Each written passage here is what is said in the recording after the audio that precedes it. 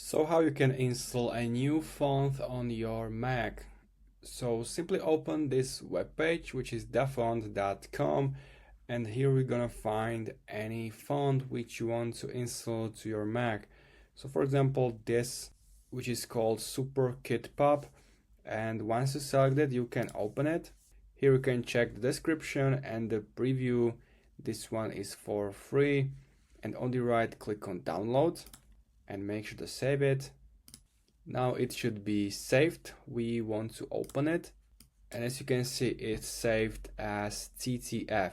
So we're gonna right click it and open with, and there should be font book app, which should be by default on your Mac. So simply click it.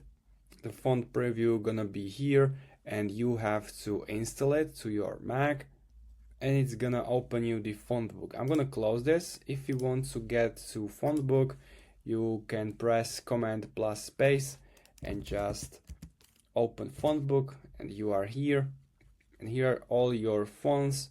And if you go to my fonts, here should be your new installed font. This is it.